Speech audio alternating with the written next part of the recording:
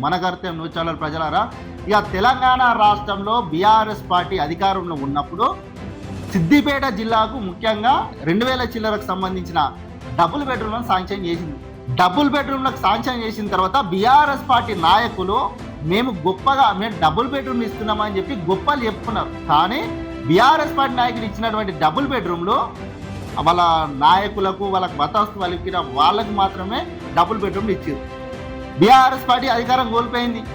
BRS party అధికారం కోల్పోయి Congress party అధికారంలోకి వచ్చింది. కాంగ్రెస్ పార్టీ అధికారంలోకి వచ్చి 2.5 సంవత్సరాలు గడుస్తుంది. అయితే బీఆర్ఎస్ పార్టీ నాయకులు ఏదైతే డబుల్ బెడ్రూమ్లు ఇచ్చిర్రో ఆ డబుల్ బెడ్రూమ్లు ఇచ్చినప్పుడు అవకతవకాలు జరిగినాయి. అర్హులైన వారికి బీఆర్ఎస్ ప్రభుత్వము డబుల్ బెడ్రూమ్లు అర్హులైన వారికి ఇవ్వకుండా మేడమిద్దలు ఉన్న వారికి డబుల్ బెడ్రూమ్లు ఇచ్చిరని చెప్పి అప్పుడు కొంతమంది కాంగ్రెస్ పార్టీ నాయకులు ఆరోపించారు. మరి 2 సంవత్సరాల గడువు గలుస్తున్నా కానీ కాంగ్రెస్ పార్టీ అధికారంలోకి వచ్చి సిద్దిపేటలో ఉన్నటువంటి అధికారులు ఆ డబుల్ బెడ్రూమ్ల మీద ఇంతవరకు ఎందుకు కమిటీలు వేస్తలేరు? డబుల్ బెడ్రూమ్ మీద చర్చ ఎందుకు జరపడం లేదు?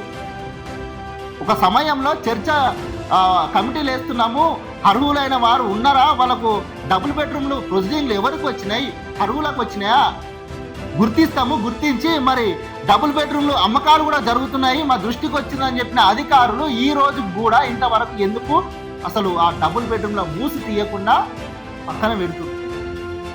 అంటే సిద్దిపేట ఇట్లా ఎన్నో జరుగుతున్నాయి, అధికారులు మాత్రం ఎందుకు స్పందించడం లేదు? మొత్తం మీద డబుల్ బెడ్రూమ్లకు సంబంధించిన అవకతవకాలు ఏవైతున్నాయో ఆధారాలతోని అక్కడ అర్హులైన వారికి కాకుండా డబుల్ బెడ్రూమ్లు ప్రొసీడింగ్లు దొంగ ప్రొసీడింగ్లు తీసుకొని డబుల్ బెడ్రూమ్లు అమ్ముకుంటా కాలయాపన చేస్తున్నటువంటి వాళ్ళకైతే ఆధారాలతోని ఇంకొక 2-3 రోజులలోనైతే మేము బయట ప్రయత్నం చేస్తాం.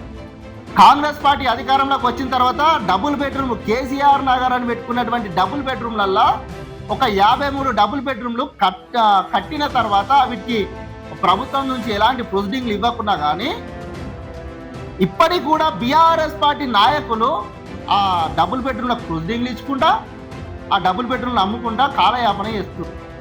మరి దీనికి సంబంధించి ఎందుకు అధికారులు స్పందించడం లేదు? ఈ డబుల్ బెడ్రూమ్ల విషయంకి వస్తే దరిదాపు అక్కడ ఒక 2 నుంచి 3 వేల మధ్యలో ఆ డబుల్ బెడ్రూమ్లు కట్టించారు. ఆకలితోని ఉన్నటువంటి పేదవాళ్ళు ఎంతోమంది ఉన్నారు. మరి నికర్సైనటువంటి అర్హులను గుర్తించకుండా ఆ ఎవరైతే తీసుకున్నారో డబుల్ బెడ్రూమ్లు దొంగ ప్రొసీడింగ్లు పెట్టి వాళ్ళ దగ్గర నుంచి రిటర్న్ తీసుకొని అర్హులకు ఇవ్వకుండా కాలయాపన ఎందుకు చేస్తుంది? మొత్తం మీదనైతే మేమైతే గతంలో కూడా చేసినాం మన కర్తవ్యం న్యూస్ ఛానల్ తరఫున డబుల్ బెడ్రూమ్లలో జరిగిన అవకతవకాల మీద అని. ఇప్పుడు కూడా చెప్తున్నాం, అధికారులు స్పందిస్తారా మరి లేదా ఇట్లనే కాలయాపన చేస్తారా?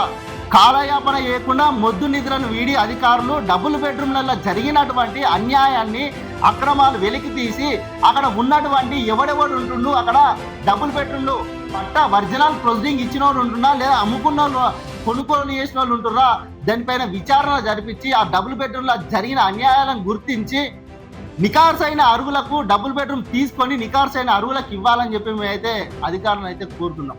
2-3 రోజులల్లో అధికారులు మాత్రం ఈ డబుల్ బెడ్రూమ్ల విషయంలో ఎలాంటి చర్యలు చేపట్టకపోతే ఎవరెవరు డబుల్ బెడ్రూమ్లు ఎవరెవరికి దొంగ ప్రొసీడింగ్లు ఇచ్చిర్రో ఎవరెవరు సంతకాలు ఉన్నాయో వాటి ఆధారాలతో 2-3 రోజులలో మేము ముందుకు వస్తాము.